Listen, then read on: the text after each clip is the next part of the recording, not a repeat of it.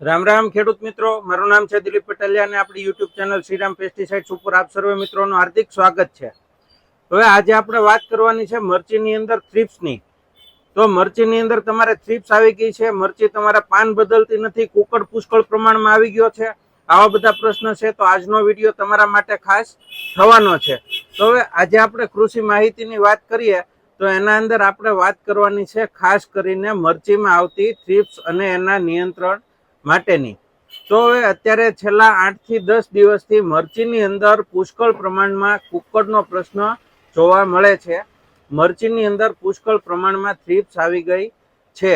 તો હવે આજે આપણે એના નિયંત્રણ માટે શું કરવું એના વિશે આપણે વિસ્તૃત માહિતી લેશું.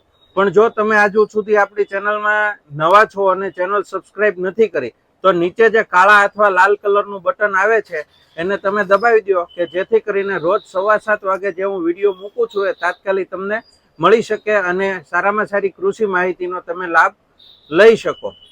હવે જો તમે મરચીનું સોપાણ કર્યું છે હજી હમણાં ટૂંક સમયમાં 8-10 દિવસ પહેલા કે 15-20 દિવસ પહેલા મરચીનું સોપાણ કર્યું છે અને થોડા પ્રમાણની અંદર તમારે કુકડ એમાં બતાય છે, તો પહેલો હપ્તો કંઈ તમારે કરવો હોય તો એ તમે કરી શકો. પ્રોફેનોસાયપર અથવા લેમડા સાયલોથ્રીન જે આવે છે એનો તમે હપ્તો મારી શકો છો અથવા ઇથિયોન સાયપરનો તમે સ્પ્રે કરી શકો છો. શરૂઆતનો પ્રાઇમરી ડોઝ છે. જો ઓછા પ્રમાણમાં થ્રિપ્સ હોય તો તમારે એનો ઉપયોગ કરવાનો રહેશે. પણ જો થ્રિપ્સ થોડી વધારે છે અને મીડિયમ પ્રમાણની અંદર છે તો તમારે જે લેમડા સાયપર જે આવે છે માર્કેટની અંદર ઘણા બધા અલગ અલગ નામથી મળે છે, પણ ધર્મજ ક્રોપગાર્ડનું પડઘમ જે છે એ પ્રખ્યાત છે, તો તમે પડઘમનો ઉપયોગ કરી શકો છો. પંપે 25 ml નો તમારે ડોઝ કરવાનો છે. એક પંપની અંદર 25 ml લેખે તમારે પડઘમનો ઉપયોગ કરવાનો રહેશે. એના અંદર થ્રિપ્સમાં તમને સારામાં સારું રિઝલ્ટ મળશે. અને જો થ્રિપ્સ તમારે થોડી વધારે પ્રમાણમાં છે, પાન કુકડ વળી ગયા છે, પાન બેવડા વળવા માંડ્યા છે, તો એના માટે તમારે સુમિટોમો કંપનીનું ઇમ્ફીનો ઉપયોગ કરવાનો રહેશે. ઇમ્ફીની અંદર આવશે ઇમિડાક્લોપ્રિડ 40% અને ફિપ્રોનિલ 40%. આ બંને દવા 40-40% આવશે અને પંપની અંદર 7 થી 8 ગ્રામનો તમારે ડોઝ રહેશે.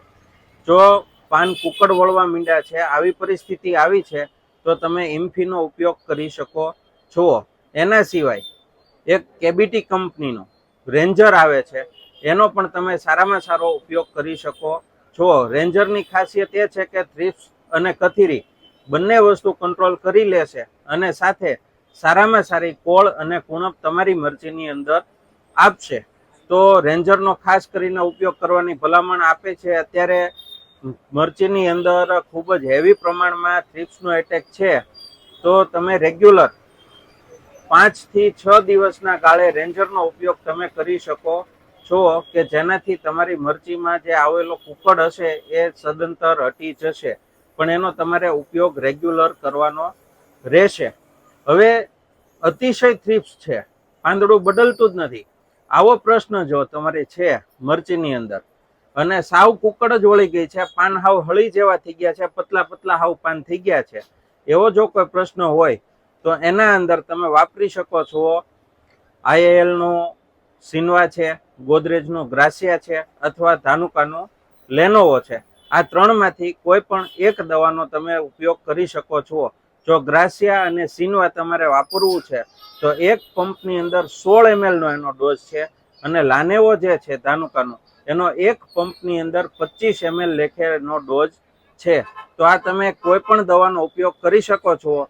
પણ રનિંગની અંદર તમારે વાપરવું હોય, રેગ્યુલર તમારે યુઝ કરવું હોય તો કાં તો તમે ઇમિડાફિપ્રોનિલ જે ઇમ્ફી આવે છે એનો ઉપયોગ કરી શકો છો અથવા કેબીટીનું જે રેન્જર આવે છે એનો તમે રેગ્યુલર ઉપયોગ કરી શકો છો. અને બીજું, અત્યારે થોડી વરસાદનો પ્રશ્ન છે, દરેક જગ્યાએ વરસાદ પુષ્કળ પ્રમાણમાં પડ્યો છે, તો ઘણીવાર સુકારાના પ્રશ્ન લાગતા હોય છે.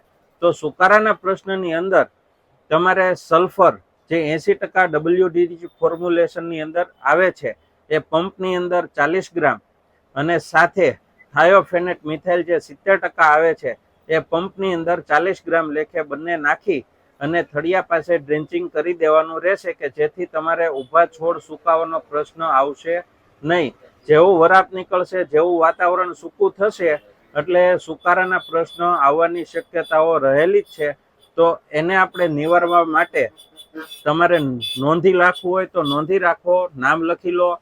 થાયોફેનેટ મિથાઇલ 70% અને સલ્ફર 80% WDG આ બંને એક સાથે તમારે ઉપયોગ કરવાનો છે ડ્રેન્ચિંગની અંદર, અથવા જો તમે મલ્ચિંગ અથવા ડ્રીપની અંદર કર્યું હોય તો તમારે થાયોફેનેટ મિથાઇલ જે છે એ 1 વીઘાની અંદર એટલે 16 ગુઠાનો જે 1 વીઘો આવે છે એના અંદર 250 ગ્રામ અને સલ્ફર જે 80% WDG આવે છે એ 1 વીઘાની અંદર 1 કિલો લેખે તમારે એનો ઉપયોગ કરવાનો છે.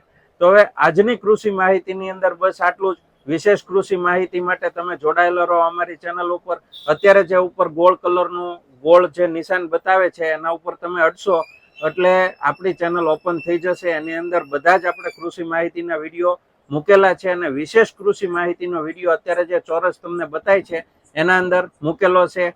એ સાથે જ મને રજા આપો. જય જવાન, જય કિસાન.